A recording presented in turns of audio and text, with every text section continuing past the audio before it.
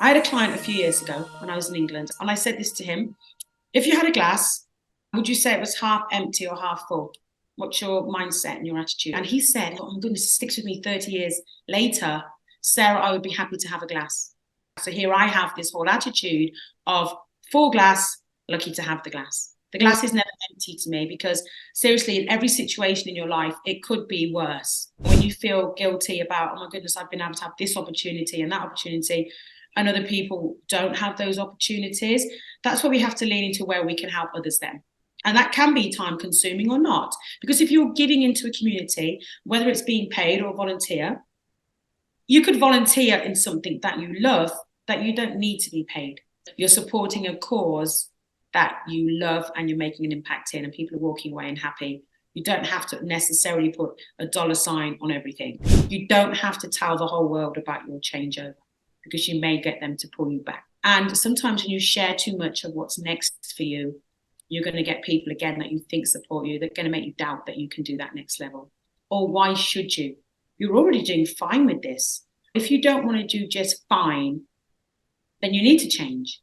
But sometimes it's worth leaning into yourself and saying, what do I want to change? What hours do I need to put in? What sacrifices do I need to make? Because anybody that's had a successful life based on what we believe is successful has put the hours in. They haven't sat back.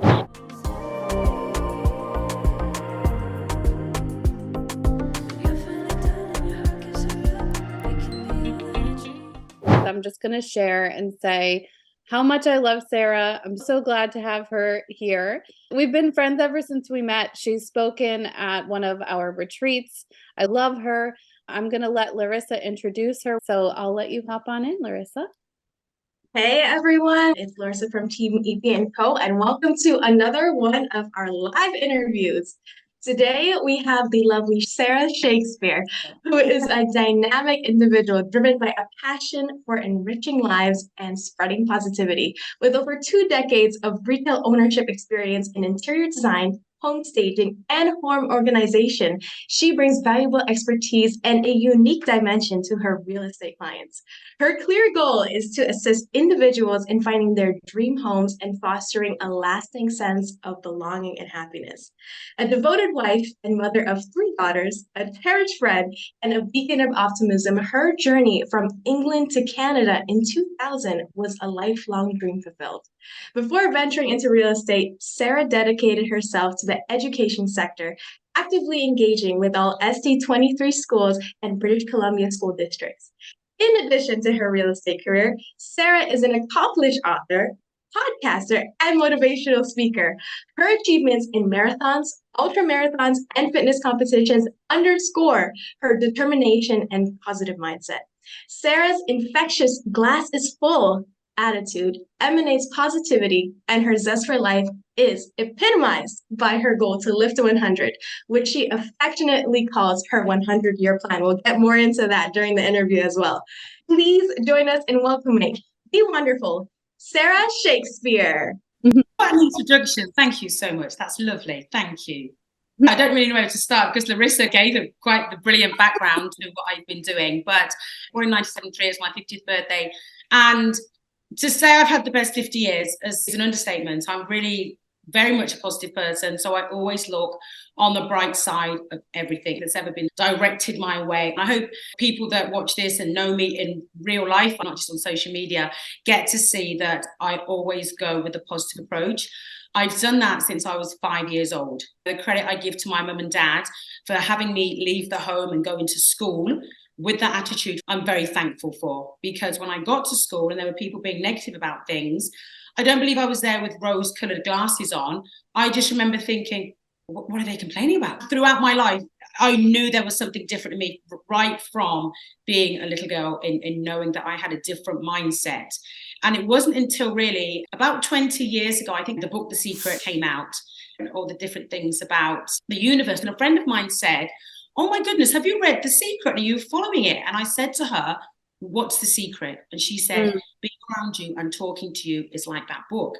And I was like, I don't even know what you mean. So at last I got to see what the power of the universe was and positive thinking and all these different things that I'd done my whole life, the way those systems has benefited me coming up to this age. And when people have said, how have you handled the hard things? I dissect them in my life and see how I can get this done. How can I figure this out to do this and this? Everything is a plan in my mind about what's next and what I want to do. Any decision I make quickly tends to be the right decision. I go by instinct. If something is made quickly and other people say, oh, I would have thought about it, I say, no, that was the right decision. And when I've looked back on something, it was the right thing. What I've learned as you get older, which I hope some maybe younger people think about, is always ask questions before you make the decision. If there's anything in life that I've gone, maybe should have done that a bit differently, I go back into myself on accountability. You didn't ask enough questions. Do you think you ask yourself questions automatically? Do you think that the green tea has anything to do with your ability? Definitely. So that's actually funny that you say green tea, because I have my green tea. You always have green tea. So the history behind my green tea, which is actually an interesting thing, is that when I was 18, I decided not to drink alcohol throughout my life. In England, people start drinking alcohol and socializing very early on, around the age of 16, 17. So I'd had a year or two out with my friends, and nothing was different about my personality having alcohol. It was an inconvenience to me. I spent money I didn't have, wanting to go to the mall, couldn't drive my car home at the end of an evening. I didn't talk any more or less from drinking or not drinking. There were too many reasons not to have it. So I told my friends, this is a waste of time. I'm not going to drink. It doesn't do anything. It's a waste of time and money. So that's what I stand by in my life, was when people said, oh my goodness, you gave up drinking. I've never had a glass of wine in my life. Wow. So I live in the Okanagan in BC, where it's wine country. I've never had a glass of wine, because when you're 16, 17, you're drinking cider and you're drinking Malibu. You're not drinking a glass of I didn't do that. And I think that has really helped me on my decision making and my clarity as I've gone through life. And about 23 years ago, I gave up coffee. So I'd had a bit of tea in that time. And when I moved to Canada, I'm like, you need to find something else that's good for you. So I read about all the different teas and antioxidants and energy, and green tea kept coming back. Now, green tea has been very popular in the last 10 years. But when you're drinking it 20 years ago and you're carrying it in your purse and you're taking it out of people's houses, which I still do today, if they don't have it, you're the weird fitness girl that's drinking green tea for what? Yeah. So I was so happy the word got out on the street that green tea was good for you. It was good for anti-aging. It was good for skin. It was good for body. And when you've drunk coffee for so long and you give it up, you need a hot drink. You need a hot drink when you're in the car. You need it when you're in the house. You live in a cold climate too, most of the time. It's really, really helped with my clarity, my energy. And I think my aging, having no alcohol throughout my life, I think that's also helped with staying fit. How many green teas would you say you have a day? I'm excited to ask you entrepreneurship questions, but since we're already on, since we're on the subject, how many do you think you'd have every day? I'm just curious.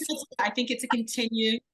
It's like a 15-hour journey every day of green tea. I would probably say could we give it 8:20? I've got my first green tea on the go. Yeah. I do drink green tea right up until I go to bed. When my head goes like this on the pillow, done for the day, because I have very busy days. So green tea won't even keep me awake. So how many cups a day? Unlimited. Unlimited. No designated number of green tea. If you see me without a cup of green tea in my hand, it's because it's around the corner or it's in my car. Like, if I feel like, oh my goodness, I left my tea in the car, I actually walk back sometimes to get tea to walk with. So I think the green tea. I love it. So let's talk a little bit. You talked about your positive mindset, which we love. We know, though, that life has not always been the easiest for you. I think when a lot of people hear positive mindset, or they hear focus on the positive or think big picture, that there are a lot of people that have been through serious life challenges. How do you process these things and also stay positive at the same time? Definitely one thing for me is gratitude for my life.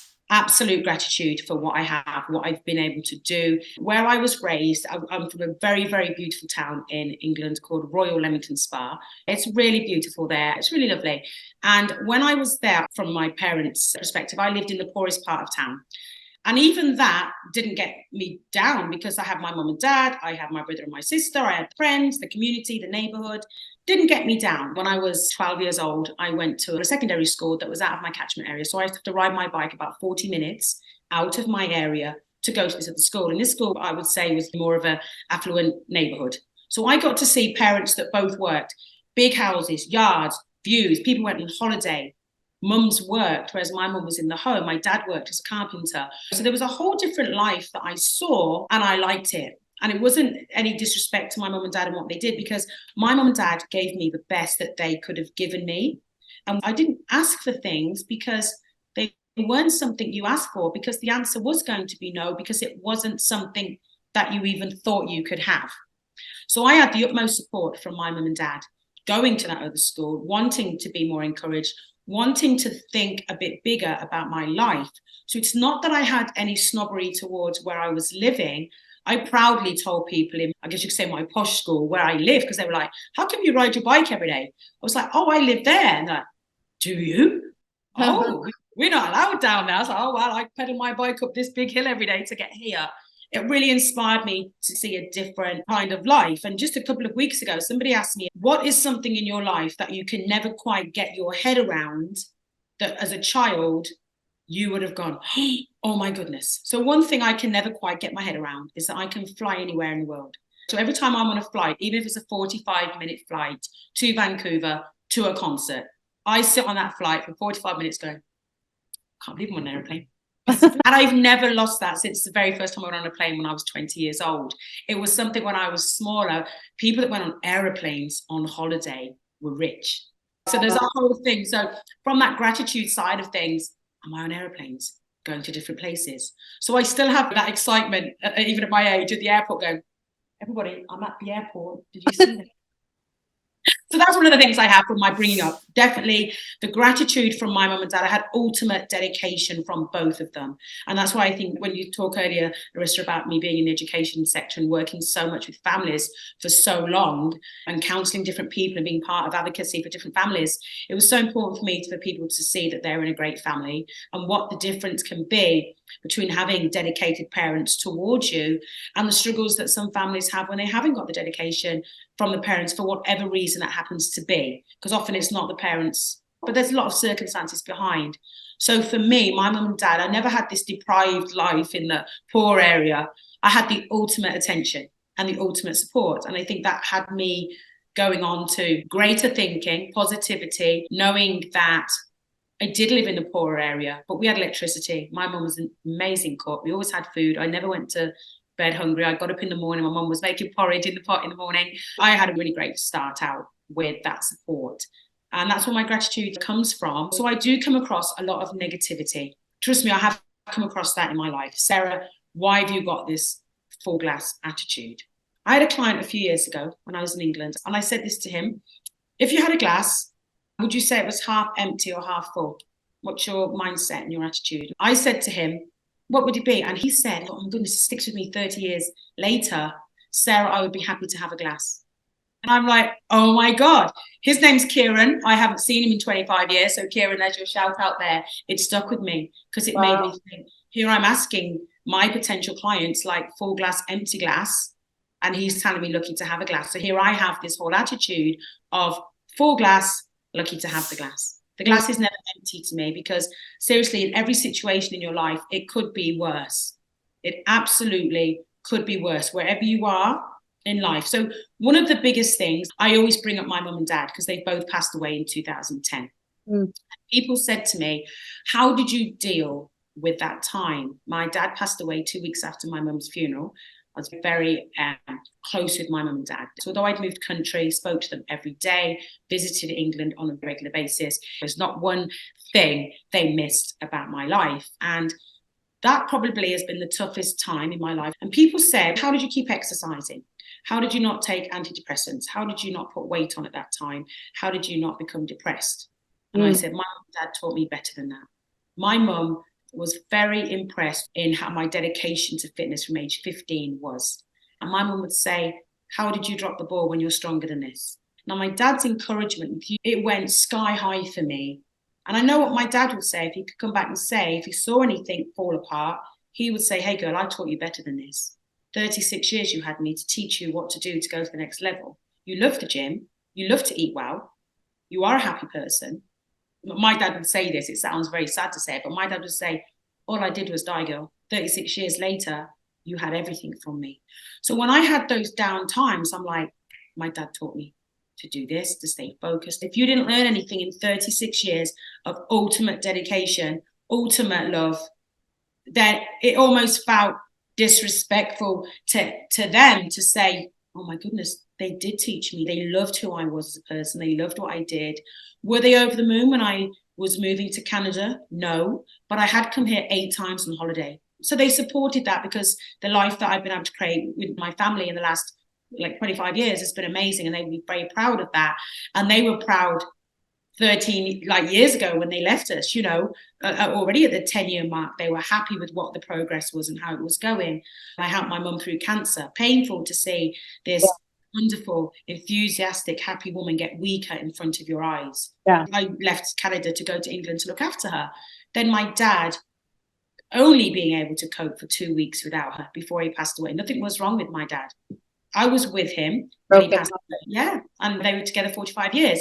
And people say to me, sorry for your loss, Sarah. I say, what about my gain? How could I have had these 2 people? There's my gain right there.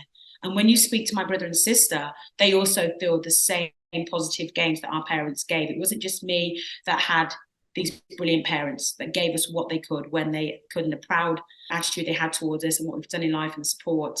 That's where my positivity, even in my darkest day, even when my dad passed away, I still went running, still get out of bed, still do my exercise, cry my eyes out with my headphones on, and still be running. I go to the gym and people would say, was it your mum's funeral yesterday? I'm like, my mum would expect me at the gym this morning. And when I was looking after her through her cancer journey, she would say to me, when I get to the hospital too early, she'd say, have you been to the gym today? If I got there at 8 o'clock, I was like, oh, I was going to. She's like, don't come here with no gym. No, I want to see you with no workout. That's amazing. And I think that brings up a couple things for all of us who are busy parents and working, how much of a difference we can make for our children with mindset and treating our kids the way that our parents treated you. I think that's thing number one.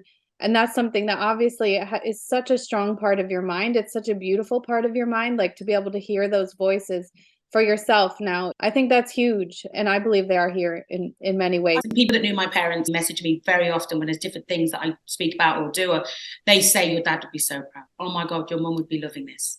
So many things of people that know me personally, wish dad was here to see this. And that's probably why you got so involved with the schools, was just because there's so many children that don't have access to that type of parenting. And so you're an advocate. I think it was a really great position for me to be in for so many years, because I was very involved with the K to 12 sector. And a lot of people would say your involvement is like you're in these families. And I'd say because my K to 12 experience was so great, from starting school to finishing and graduating, I had a brilliant school experience. And I wanted to create that for other families. And that's one thing I would say in a lot of presentations that I did was, these K to 12 years are so important. They go by so quickly. Yeah. So let's enjoy them. Let's make sure that families can be involved in enjoying them. Let's get these children loving it. Let's get them not dreading going to school, seeing the school bus, not wanting to get on it. Let's find out why they don't want to get on the bus. Let's go back to the 13-year-old in her bathroom and say, hey, what's going on?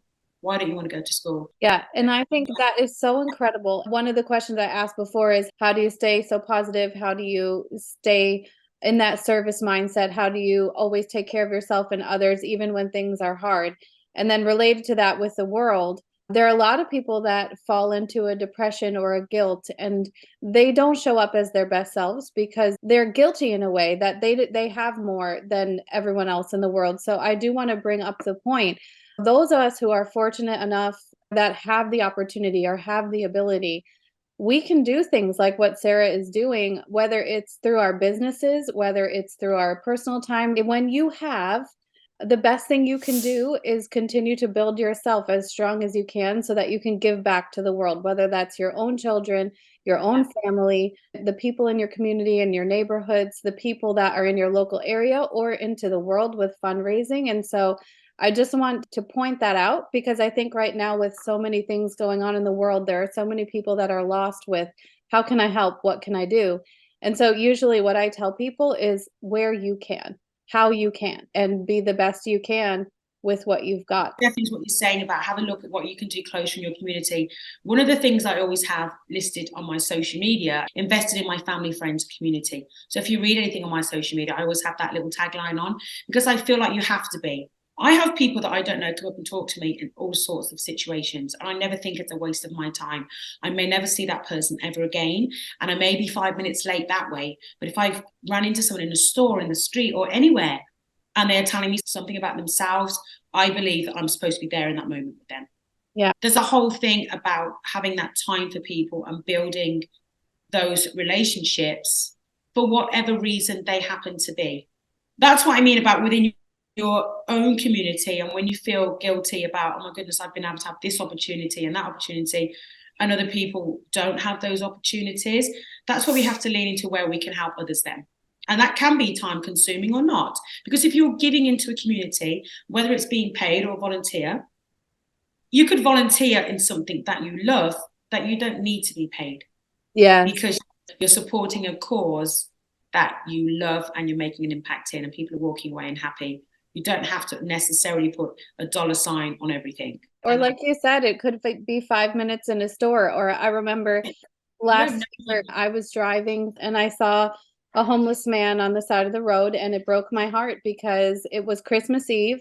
It was going to be like in the 20 degrees Fahrenheit. I know that people who are on the street, they're not going to make it through this, right? So I immediately turned my car. I tell the man, I said, you stay here, I will be back. And I went right to Walmart, right down the street. I bought him a sleeping bag, warm clothes, a backpack. I put, I think $100 in there, a toothbrush, beef jerky, other food that I would think, okay, maybe this won't go bad for a little while, and deodorant and things like that, just to give him something. It was about $400 total. And of course, there are people that say, why would you do that? I would say, thank you for doing that. Good. Right. Because you were supposed to see him on that day. Of course. That $400 to you on Christmas Eve made no difference to your Christmas day. But right. The absolute impact that he can't believe a stranger stopped and did this for him.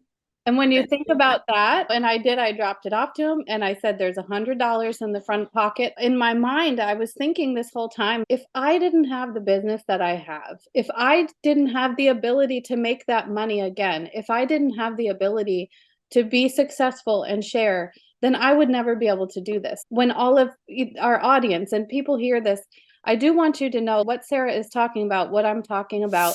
When you see things going on in the world like they are now, find a way that you can help. You probably would have thought about him later on, 11 o'clock at night. Of course I would. You're getting into bed. Yeah. You're now saying, I could have turned around and I've got that $400 and I didn't help.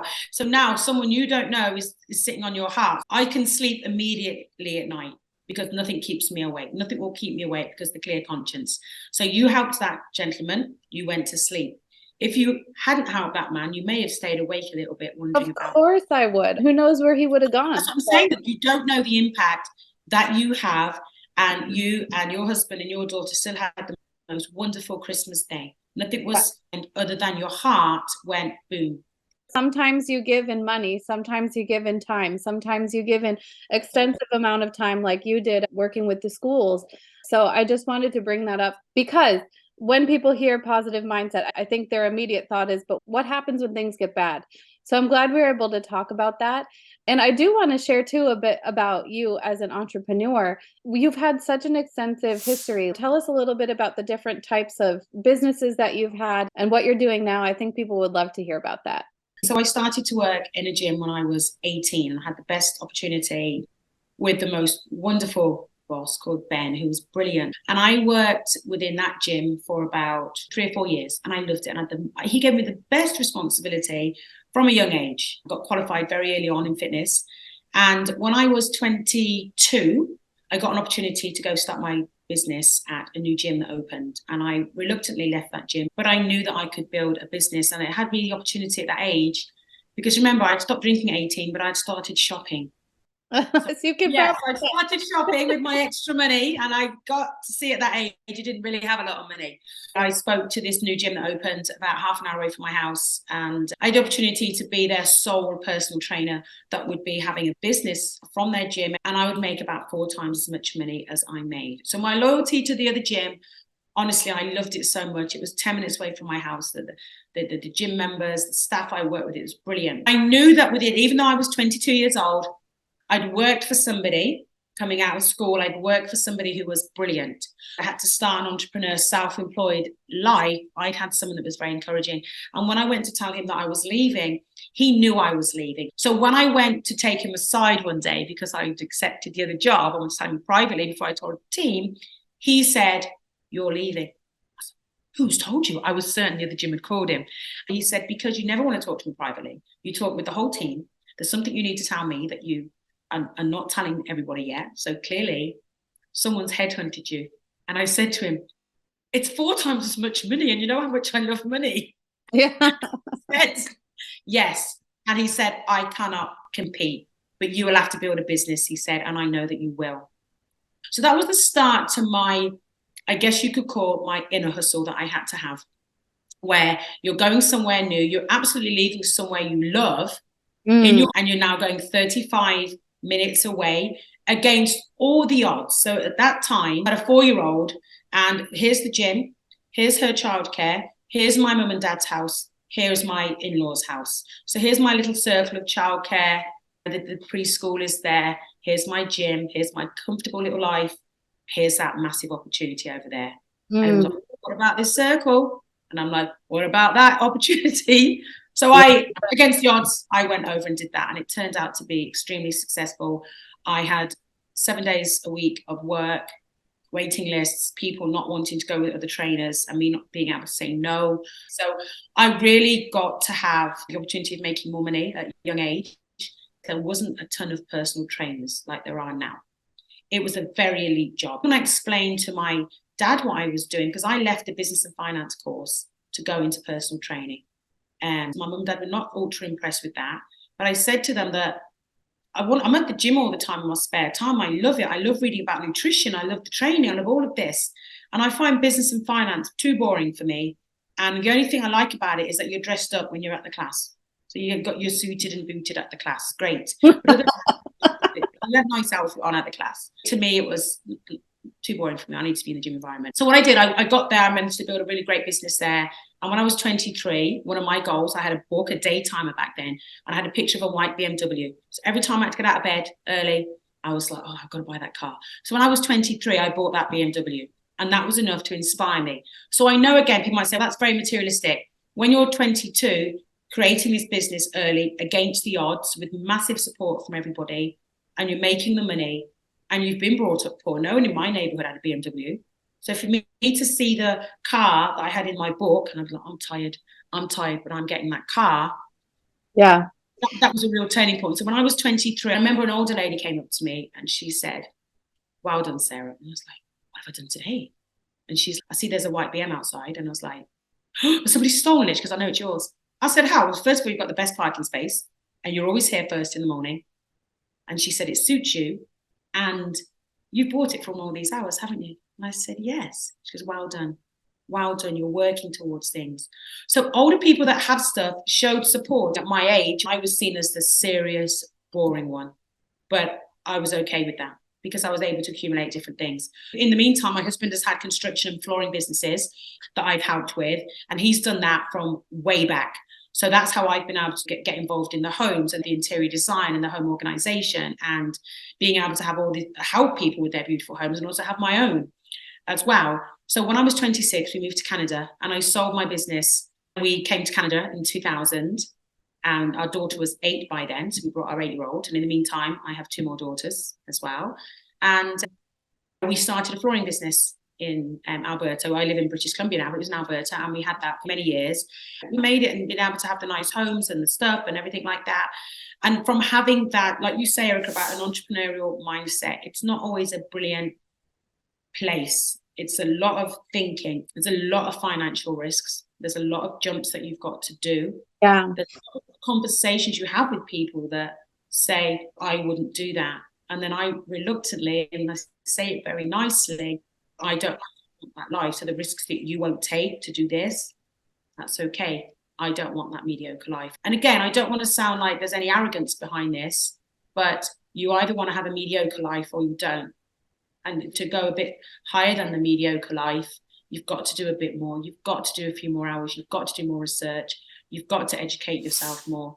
The people you surround yourself with support is massive.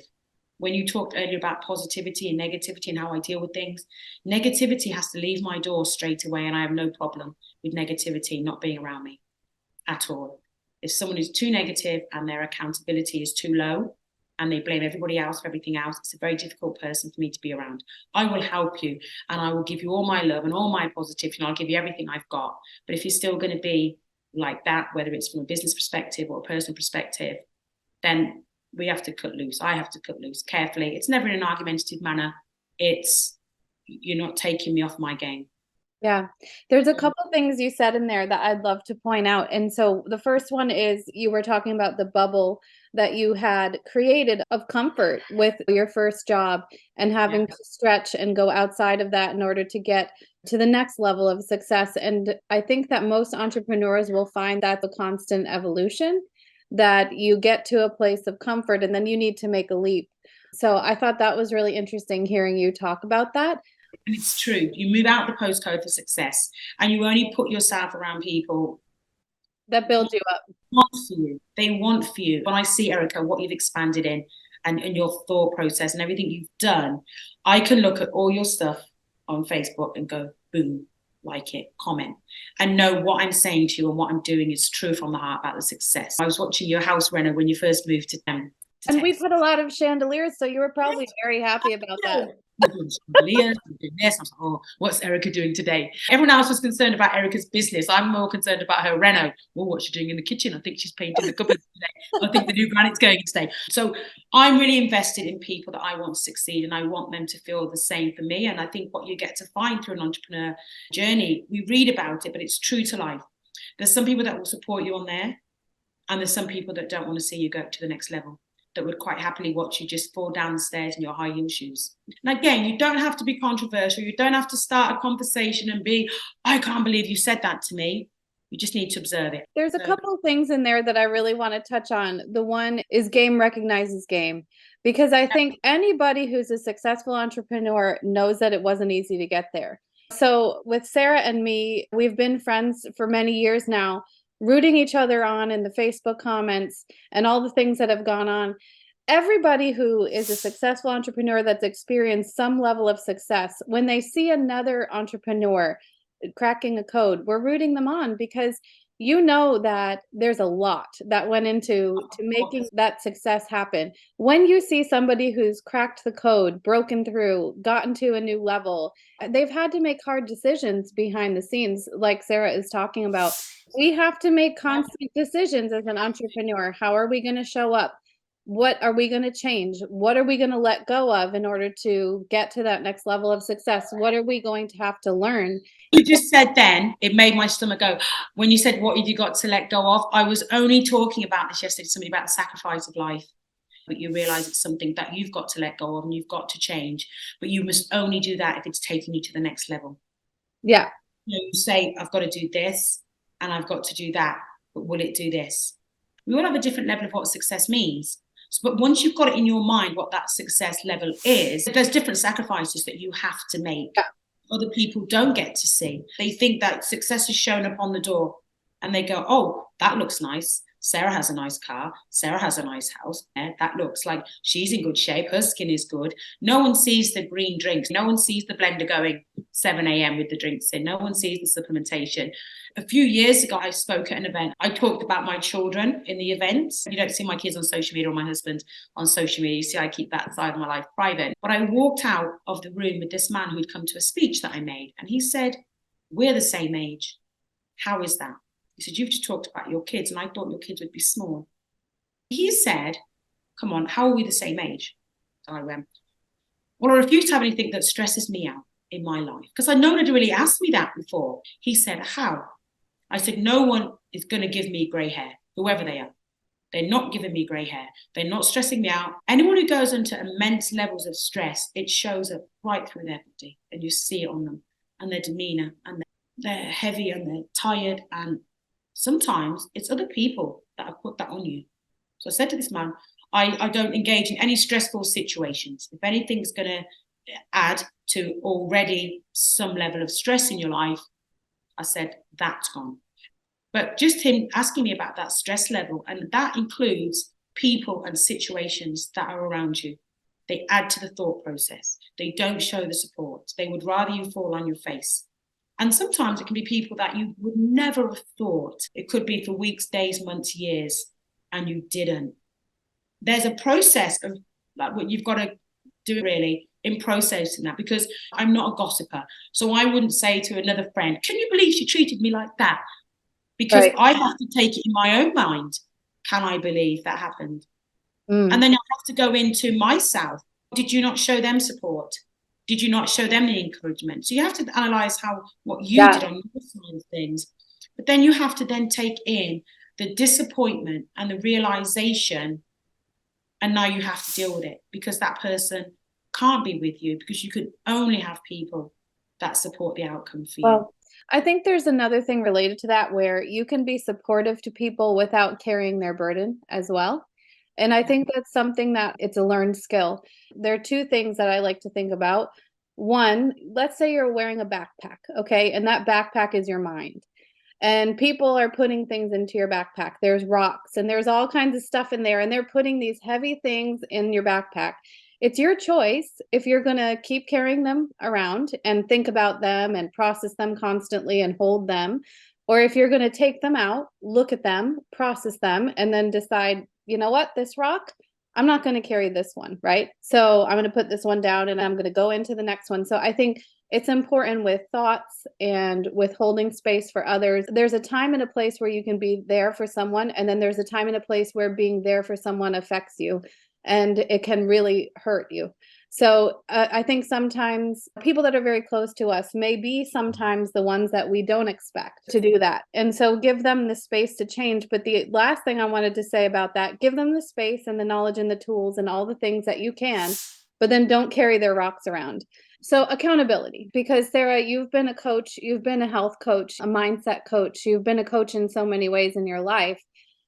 I often hear people saying, I want to hire a coach because I want accountability. And that drives me absolutely bonkers, because accountability can come from no one except yourself. We all have things that we're working through. But what you want to think about is accountability. Who is there with me in my darkest moments? Nobody but myself. Who's there when I make the decision to do something healthy, when I decide to have a shake instead of a bagel, or when I decide that I'm not going to drink before bed, instead I'm going to have a glass of sleepy tea? Nobody is going to be there with you during those times when you need to figure out what you're made of. It's just a part of life. A coach is there to educate, to nurture, to show a new way, to inspire, to give you a new piece of education, a new mindset, a new thought, a new technique, a new strategy. But accountability, that comes from you. So I always say to people, if you bring your A game and I bring my A game, then there's no way we can't win together. Yes. When you're in, you talk about you bring your A game, I'll bring the A game. When you're in a circle of people and you're at a table that everyone is bringing their A game, the conversation at that table is so different. It's that the time goes quick at that table. Say you're in an enthusiastic group for dinner and there's 5 or 6 of you talking about how that business is going, how that goal is happening, how that education thing is being done. The conversation goes so much that it's 7 o'clock. Before you know it, it's 10 o'clock and not one bit of gossip has been exchanged. It's that whole A game conversation of like, I don't want to leave the table. This is brilliant, because that person over there hasn't even told us what they're doing yet. There's such a difference of being around the A game. And I think even if you're the person with the A game, why not encourage other people to bring up their level? It's also up to us, I think, in society to encourage those people that are at B and C level that go, well, I can't really do that. Well, why can't you? Why can't you not do that and do this? And again, it could be, as the phrase goes, you could be talking on deaf ears. Why not talk on those deaf ears? And if they don't do anything with it, then you've shared your knowledge of what can help. And if in 2, 3, 5 years' time they say, oh, I didn't manage to do anything, maybe I should do that. then you're 5 years behind then. I think just rather than enabling, empower, right? Give people the power of choice and give them a new way or a new thought. And I love this about you. You've been a health coach and a fitness coach and a mindset coach for so long now.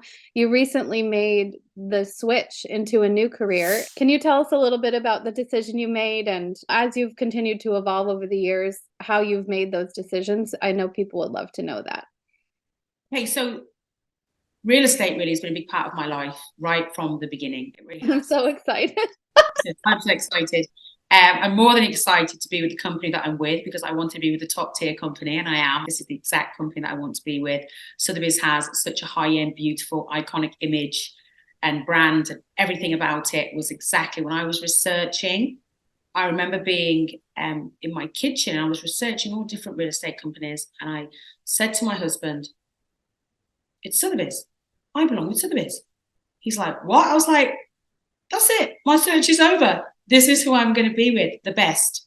It's been in my back pocket and in the back of my mind for a long time. It was nothing to do with the pandemic. It was nothing to do with changes in all different things. It was the timing of it so happened to be there. And then in 2021, I stepped away from all coaching, all school commitments, everything. So I thought to myself, okay, you're going to be 50 in 2 years' time. Your 50s, 60s, 70s, wherever, it's going to be in real estate. I've built a lot of houses. I've designed a lot of houses. I've done all sorts of renovations with our business. I've been so involved in the real estate, I guess, industry for so long. Why am I not buying and selling it? It was something that I couldn't go into my next decade not knowing what I was doing. Love the coaching. I love the school. I love the family. Love everything that 50 has brought for me and what I've done over those years. But I know doing this takes me again into a place I belong. I know that I will still be into my fitness. I'll still be into my self-care. But the thought of helping people live that life in their home that they want. And because I've done a lot of coaching as well, even if somebody was having to leave their dream home for whatever reason, I can have them just pumped up going into another home. I will make you feel like Buckingham Palace when you walk in there. Not because I'm lying to them, but I know what it's like in life. I know what it is in conversations with people. I know I love real estate. This is my basement I'm sitting in, believe it or not. Like, this is my lower level of my house. And I've been able to live in really beautiful homes that I've put together, and it's lovely. And I want that for people. There's a lot of stuff that I went into and I still had to manage the rest of my life. I had a provincial position when I was leaving, and it was BC, and it was brilliant. It was all the school districts in British Columbia. And to leave that, it had to be something bigger for me. It's got to stop today to do something bigger. And it is bigger for me, and it's brilliant. And it's something that I should have done before, but there's always the timing of things. And for me, this is the right time. I'm with the most amazing team. I will be independent because I feel like I'm motivated to be able to do that from my standpoint. I've been welcomed like I can't even explain. I'm welcomed because everybody at that table is motivated, they're ambitious, they're driven, and they're brilliant. And that's the tables I want to sit at. So that's why I already feel that they've just breathed me in. It's been so wonderful. And I live in a place that I love. I am in awe every single day that I live here, and I get to live this life here. And I want people to be here doing that. So I think that's where the transition came over. I had to make the decision in 2021. However, I get to work with families still. I get to work with people in my community. Everything is just an extension of what I've already been doing. You're going into something that you love. How can you not bring your excellence to that? We know for sure you're going to be successful, and we're so excited for you. If you don't mind, we have a couple of questions we'd love to ask you. The first one that I want to ask you is just related to making a career shift like this. There are a lot of people in our audience that maybe want to try something different. A lot of people look at us and just say, hey, you've changed so much, or you've done this thing and then gone to that thing. Like, how did you have the courage to make a shift when you already had a successful situation going on? Or what type of advice could you give someone who maybe is afraid to make the shift at this point? I think when you think about afraid to make the shift, if you know it's something that does not leave your mind, you have to make the shift. I was not going to be 65 years old and tell anybody who would listen at that point, I should have been into real estate. I should have done that. I will not look at anything and say I should have done that, because we live in an environment where opportunities are available to us. I knew this next thing was for me. I also knew that I wanted to only be associated with the best, because I've got very high standards. And when you associate with the best of things and you want to be known for that, you have to work a little bit harder, and you have to be able to bring up that game a little bit more, because the expectation is now on you to be able to do that. The people that are worried about changing over, research it. It could even be a weekend of research. You don't have to research it for months. If there's somebody that's doing that job where they've done something, nobody succeeded in doing the changeover in 1 year. And if you're thinking, the person I've been watching doing this, and you maybe watch some of their videos or you read a little bit about them, they've been doing it for a few years, but they started. So while you're sitting there saying, oh, well, I really want to change career, or I want to change direction, or I want to move, there's a place to go and there's some moves to make, but research them. Also, you've got to also consider that while you're in the career change, there's going to be a financial shift for you as well. Absolutely. I remember my friend took me for tea a few months ago, and she got the tea. She paid. And I said, oh, I'll get that. She said, Sarah, you're a student. Let me get you your tea. And we went in the coffee shop. You're a student. I'll get you a tea. And we just laughed so loud. People looking at us, we're like, okay, yes, I am. I said, I'm a student. You just, So you've got to be able to think about where the cutback is in a financial standpoint to where it's going to go. Mm-hmm. So you've got to understand there's a sacrifice in building back up to something else. You've got to be able to do that. And if you think you can't do that, then find a way. What do you have to do that? And again, that's a very hard decision that only you can make on your own.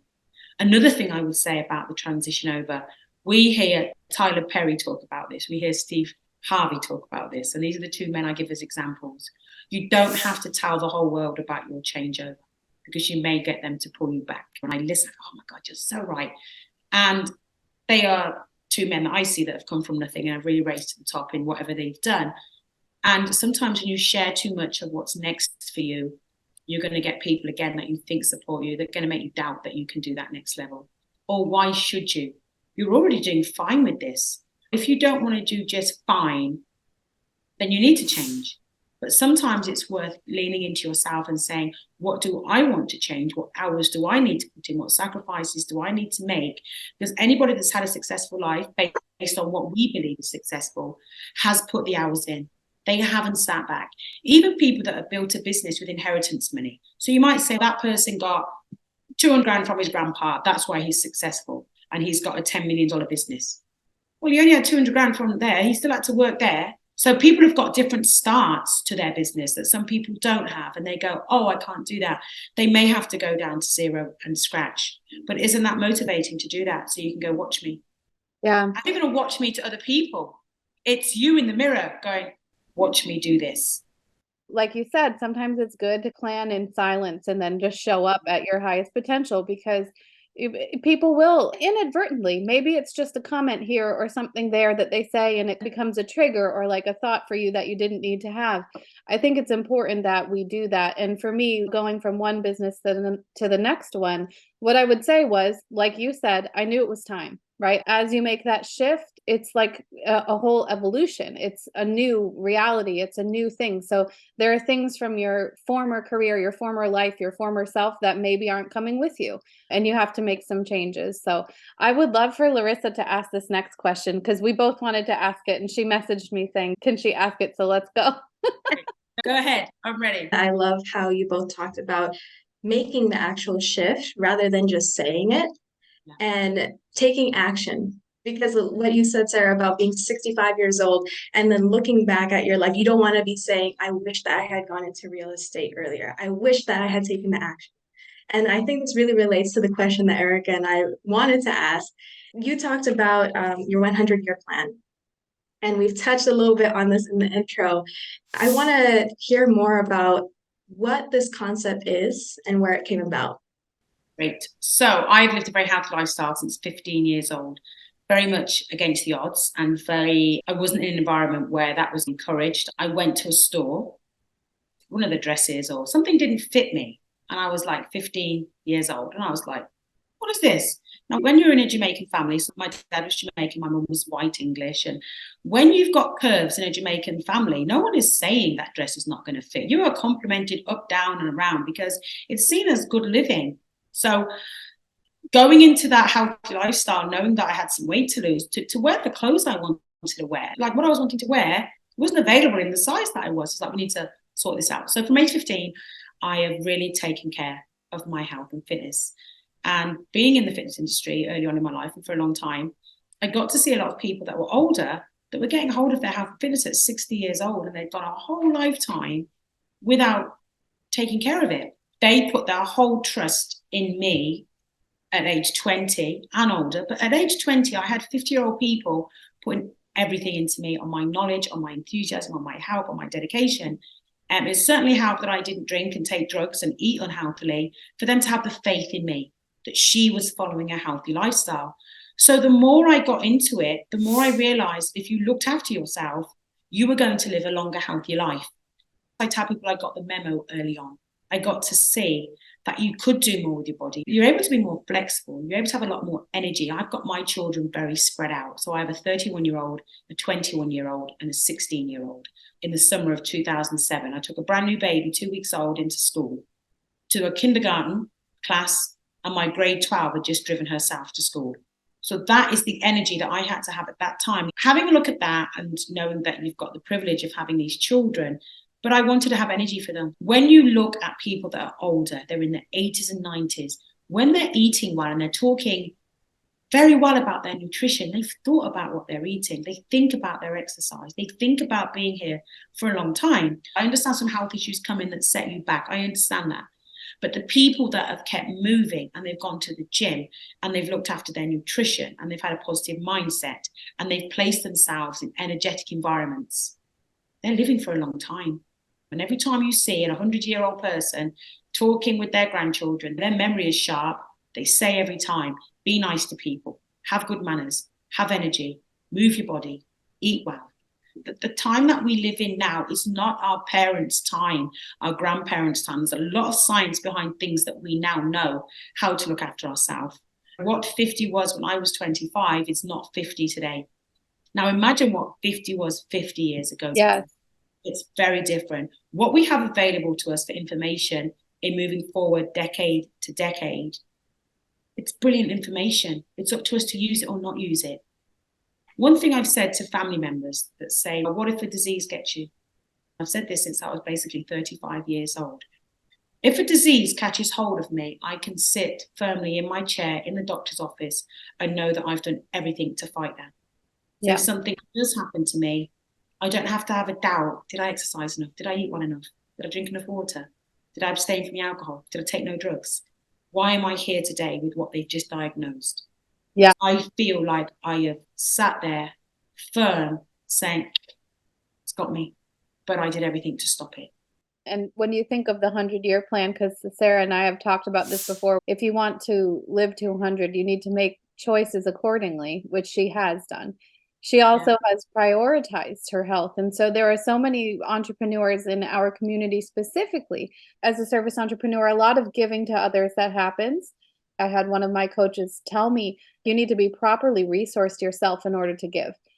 And in order to give well, because you cannot really pour from an empty cup. And if you do, then that person is not really receiving your highest and best. I think that most of us maybe wish that we had a different level of health or a different outcome or a different mindset.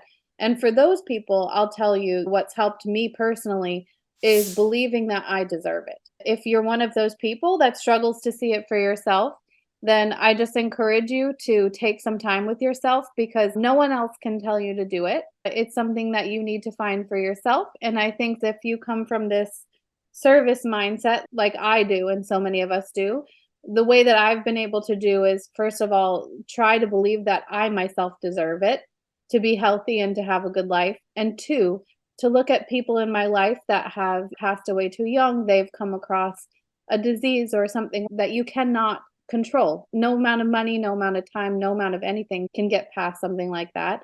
and realize that this is a choice that we're making to be healthy or to not be healthy. Related to that is, if, let's say, you still can't see it for yourself, no matter what, then it's like that yoga mindset of doing this as a practice for someone else. If I cannot find my worthiness to do it for myself, of course I can find it for my daughter. I can find it for my husband. So I think that's something to think about, but no one can make you do anything. This is something you have to do for yourself. And it's one reason that I wanted to bring Sarah on, because no matter what has come at her in her life, no matter what career she's been in, no matter what job she's been doing at any given moment, she's always prioritized her health. And I appreciate that so much about her. And it's been so inspiring for me. A lot of people have said to me, oh my God, are you just so obsessed? And I'm like, no, because I think what you've touched on is about your self-worth. If you value yourself a lot, and it's not arrogant, why not love yourself first? Because like you said, how can you put your resources back in? If you are tired and weary, everybody is going to get tired and weary from you. So we cannot pour into others if we're tired and weary. And is it fair to them that they don't get our full self of what we can give? And when people say to me, how can you do that for 2 hours a day? We've got 22 hours left. We've got 22 to do what we can do. If you're not exercising the whole day, one thing I've said to people that say to me, Sarah, I can't eat well. How can I do something simple to start? And I say to them, every time you have something or you're going to make something, is this good for me? Or I don't know if this fries and this burger is good for me. So then find something else at the drive-thru. Do this. When you go and there's this beautiful charcuterie board and you go, oh, look at all that cheese. And there's the vegetables over there. Say to yourself, is this good for me? I'm not saying don't have the cheese. What I'm saying is, when you're trying to start out and looking after yourself better, is this good for me? And how long are you going to try that journey before you decide it's good or bad for you? People try things for a week, and a week isn't enough. I also don't believe in 30-day challenges. I don't think you can change your life in 30 days, because what are you going to do on day 31? Why can't you just say today, I'm going to just eat healthier and I'm going to try and see. There is so much exercise to do in this world. I'm not a yoga person. You will never see me do yoga. Find the exercise, try it all, find what you love, find what you don't, and then do what you love. The reason I've loved exercise for 35 years or longer is that I found stuff I like. You've got to find the exercise that you like. And you've got to look at, when are you going to do it? When is your commitment? No challenges. I know some people say that it starts you off on something, but if there's a start, then there's a finish. I also haven't weighed myself in 20 years, longer than 20 years. I don't know my body weight. When I did fitness competitions, I did fitness and figure, where you don't need to know your body weight or your body fat. You have a look on stage, basically, in a dance routine. So I've gone through life and people say, how do you not know your number? So what does the number do? If you're doing A, B will happen. So that's what I've said to people as well. So when I train people, I've done measuring tape, but I'm not doing your body fat, and I'm not doing that. I'm not having you wake up in the morning because you've put 2 pounds on over this weekend, feeling any less of what you were on Friday, because you, and I'm not being part of that number, because now it's Monday. You maybe went off what they call the wagon for the weekend. Get back on, start again. Let's leave the numbers, A to B, and does it feel good to do it? And have you done your exercise? If you do those 3 things, only good things will happen. I know it's actually simple when I put it like that, but I don't believe in the numbers of the weighing. People become too upset, and they put their value in the number. They put a dress on and they feel fabulous, and then they weigh themselves, say they're 140 instead of 125. That woman who felt like the bomb, who's took 15 selfies in her bathroom, she now goes, oh, I used to be 125. Yeah. Suddenly I don't feel the bomb anymore. And now she's at dinner with her friends going, oh, take a picture. Oh, no, I don't need a picture. And yet, when she was in the bathroom getting ready, she didn't jump on that scale. So we don't have any scales in my house. I don't want them to be obsessed with the number. That's awesome. I love that so much. And I love everything we talked about today. We hope that you all enjoyed this. And we love, love, love talking to you, Sarah. We love you so much. It's been actually brilliant. So thank you. We thank you all for tuning in, and we'll see you all soon. Bye, guys. Thank you so much. Okay, bye.